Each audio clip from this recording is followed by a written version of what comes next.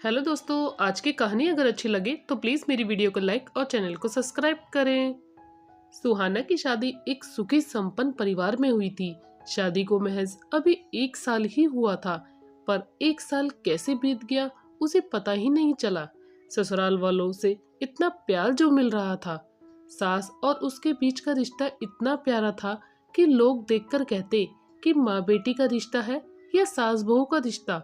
गलती करने पर सास उसे डांट भी देती थी, पर इतना बुरा सुहाना को नहीं लगता। उस पर वो सोचती थी कि माँ होती तो वह भी ऐसे ही करती। दोनों एक दूसरे को बहुत अच्छे से समझते थे। सुहाना एक बेटी बनकर अपनी सास की सेवा किया करती थी। मन में कभी भी ख्याल नहीं लाती कि वह बहू है। अपनी जिम्मेदारियों को अच्छे से समझती थी। सुहाना का पति सोहम 2 भाई थे। बड़े भाई का नाम सुरेश और भाभी का नाम सीमा था।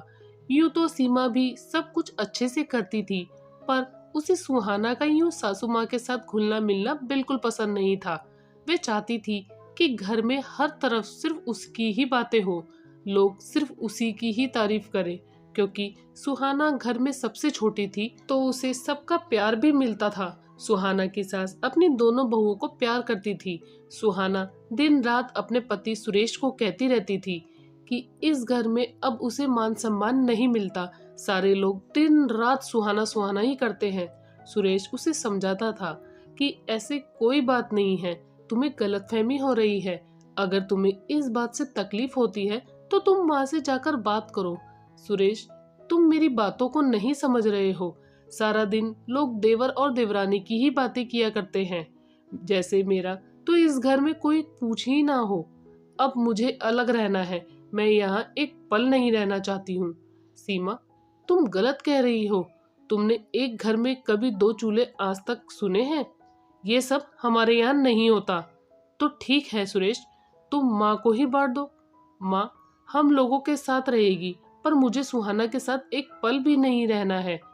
तुम्हें मेरी बातें बुरी लग रही हैं, पर कल को देखना माँ सारी जायदाद का वारिस सिर्फ और सिर्फ देवर और देवरानी को ही बना देंगी। हमारे हाथों में तो कुछ भी नहीं रहेगा।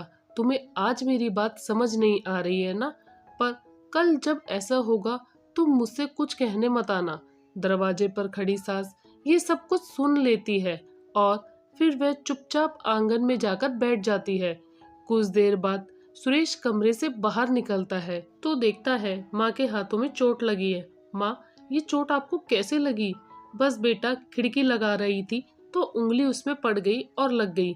बहुत दर्द हो रहा होगा ना माँ? हाँ बेटा, ये तो शरीर का अंग है और शरीर का कोई भी अंग अगर दूर होने लगता है तो तकलीफ तो जरूर होती है। पास में खड़ी सीमा सब कुछ सुन रही थी। मैं कुछ समझा नहीं माँ।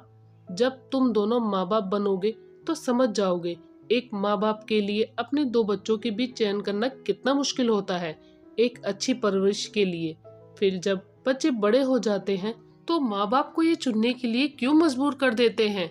आप मेरे पास रहोगे या बड़े भैया के पास? क्या बहू के मायके में उसके भाई ने ऐसी बात कही होती तो उसे तकलीफ ना होती? क्या बहू की माँ के लिए ये सब आसान होगा कि वो बहू और उसके भाई में से किसी एक संतान का चयन करे? सीमा को अपनी गलती का एहसास हो गया। उसे लगा कि अगर मेरी माँ को भी इन कठिनाइयों का सामना करना पड़ता तो उसे कितनी तकलीफ होती। बड़ी बहू और छोटी बहू इस घर की 2 बेटियां हैं। बेटियां तो पराई होकर अपने ससुराल चली जाती है और ससुराल आती हैं वह बहू नहीं बेटियां कहलाती है। फिर तुम दोनों में अंतर कैसे कर सकती हूँ? तुम ये बात अपने दिल और दिमाग से निकाल दो कि मैं किसी एक को प्यार करती हूँ। माँ अपने हर एक बच्चे को एक समान प्यार करती है। सीमा को अपनी गलती का एहसास हो जाता है और फिर वह सुहाना को एक छोटी बहन के भांति गले लगा लेती है और अपनी सास से भी माफी मांगती है कि मैं आगे से कभी ऐसी सोच अपने दिल और दिमाग में नहीं लाएगी। और फिर से परिवार में सब खुशहाली आ जाती है। फिर सब एक छत के नीचे प्यार से एक साथ रहते हैं।